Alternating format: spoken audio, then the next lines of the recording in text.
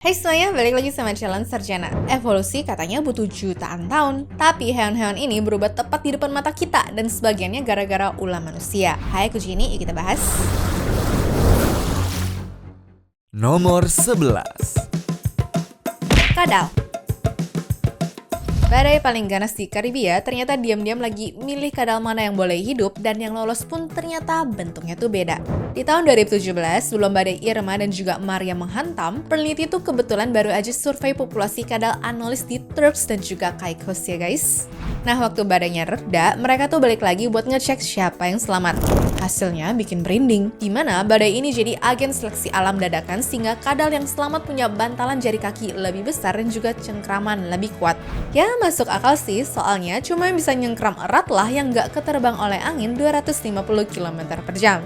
Alam emang nggak pernah main-main ya guys.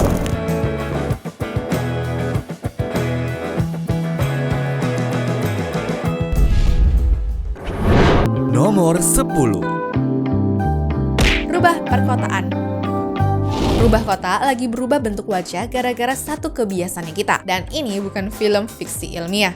Jadi, para peneliti dari Universitas Glasgow ngebandingin rubah merah yang hidup di kota London dengan yang ada di pedesaan ya guys. Nah, hasilnya rubah kota punya moncong lebih pendek, tengkorak lebih lebar, dan kapasitas otak sedikit lebih kecil. Ya, logikanya gini deh, di desa moncong panjang berguna untuk berburu mangsa. Di kota, moncong pendek dan juga rahang kuat lebih kepake buat membongkar kantong sampah kita. Jadi menurut ilmuwan, rubah yang berevolusi ini sebenarnya mengalami domestication syndrome, alias mereka tuh menjinakkan diri sendiri demi bisa mencari makan dari sisa-sisa makanan manusia. Dan London saat ini punya sekitar 10.000 lebih rubah kota yang udah nggak takut manusia ya. Pertanyaannya, kita lagi nyiptain hewan jinak baru atau ngerusak insting liarnya mereka?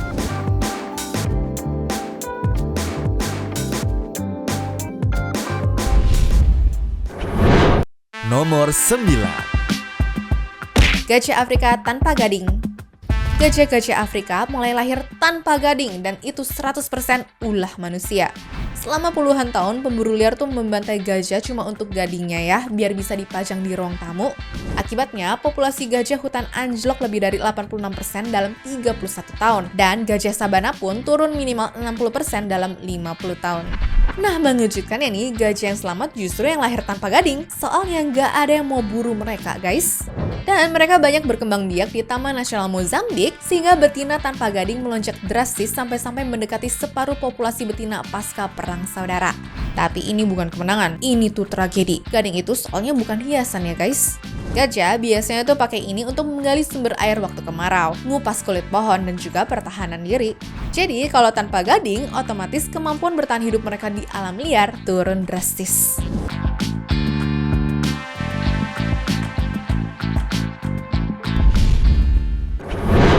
Nomor 8. Kutu busuk.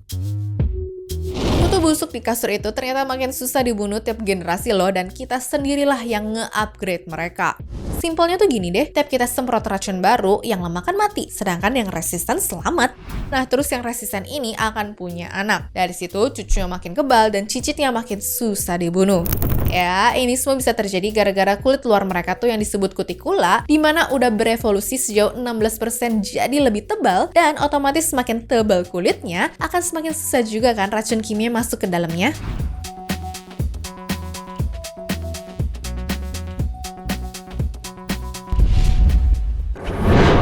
Nomor 7. Ikan Atlantic Tomcod. Ada ikan yang harusnya tuh mati keracunan limbah pabrik, tapi dia tuh malah membajak DNA-nya sendiri biar kebal ya guys. Di Sungai Hudson hidup ikan kecil bernama Atlantic Tomcod, di mana panjangnya cuma 25 cm. Mereka hidup makmur jutaan tahun sampai akhirnya industri mulai buang bahan kimia PCB ke sungai ya teman-teman. Racun ini ternyata bikin jantung ikan tuh menyusut, susah berdetak, dan mati perlahan. Nah, tapi Tomcod berbeda. Mereka adaptasi dan juga masih hidup sampai sekarang. Rahasianya adalah mereka kehilangan 6 pasang basa DNA di salah satu gennya. Akibatnya, bahan kimia beracun itu jadi susah nempel ke reseptor mereka yang udah bermutasi, sehingga efek racunnya tuh tumpul ya teman-teman. Nah, yang gilanya, mutasi ini ada di hampir semua Tomcod di Hudson, padahal di tempat lain tuh langka loh. Seleksi alam ternyata beneran kejadian di depan mata kita ya.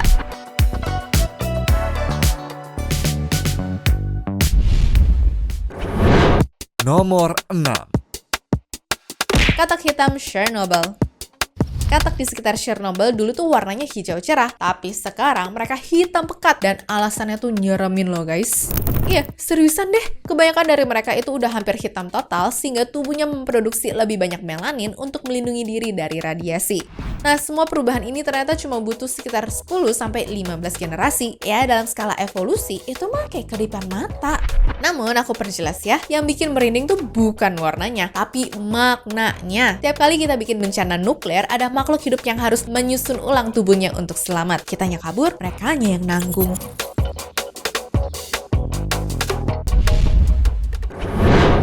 Nomor 5. Tikus. Di Jerman, masyarakat sempat dibuat heboh karena ada fenomena tikus rumah yang mendadak kebal sama racun tikus paling mematikan. Nah, ternyata jawabannya karena tikus-tikus ini pada kawin silang dengan spesies tikus Aljazair. Dari hubungan itu, mereka dapat transferan gen sakti yang bikin tubuhnya pada bisa netralisir racun secara mandiri loh guys.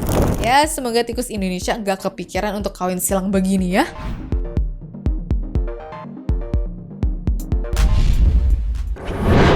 Nomor 4. Frustasi. Ada hewan yang punya mata tapi udah jutaan tahun nggak bisa lihat apa-apa dan matanya tuh pelan-pelan menghilang. Crustacea yang hidup di gua gelap jutaan tahun lalu dulunya nih punya mata mungil di ujung tangkai kepalanya. Tapi waktu mereka pindah hidup ke gua yang gelap total, mata itu jadi nggak ada gunanya dan pelan-pelan hilang dari gennya mereka.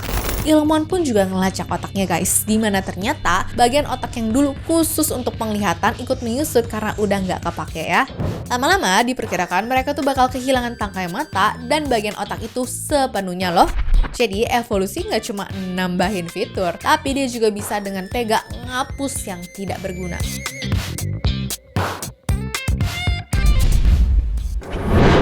Nomor 3. Jangkrik bisu. Di Pulau Kauai, Hawaii, ada lalat parasit jahat yang suka bertelur di dalam tubuh jangkrik jantan dengan cara melacak suara kerikan mereka. Jadi, begitu dengar jangkrik jantan bernyanyi, dia terbang ke situ dan juga naruh larvanya. Nah, larvanya akan makan jangkrik dari dalam. Lalu, seminggu kemudian bakalan keluar ninggalin cangkang kosong. Hasilnya tahu nggak apa? Dalam kurang dari 20 generasi, sekitar 90% jangkrik jantan di Pulau Kauai bermutasi, di mana sayapnya berubah jadi nggak bisa ngeluarin suara. Ternyata mereka milih jadi bisu demi bisa selamat dan juga tinggal di bumi lebih lama loh.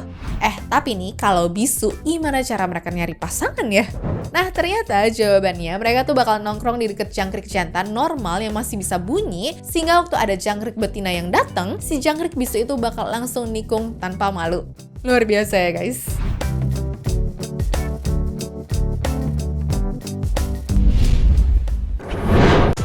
Nomor 2. Coy wolf. Mungkin kalian bertanya-tanya ya, hewan apa sih ini? Mirip kayak rubah tapi kok namanya coy wolf? Padahal kan nggak mirip serigala tuh. Nah, ternyata coy wolf itu adalah hewan hasil evolusi gabungan antara coyote dan juga wolf di Amerika Utara. Gara-gara hutan tuh makin gundul dan wilayah mereka pun kegusur mulu sama manusia, kedua spesies ini akhirnya kawin silang serta membentuk hybrid baru. Hasil kawin silangnya pun lebih besar dan juga kuat ya, di mana kaki mereka tuh lebih cepat, tubuh lebih berotot dan juga rahang lebih besar.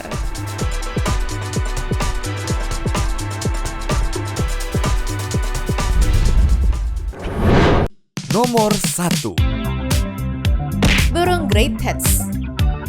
Niat baik orang Inggris ngasih makan burung tuh ternyata malah pelan-pelan ngubah bentuk wajah burungnya dong. Kok bisa?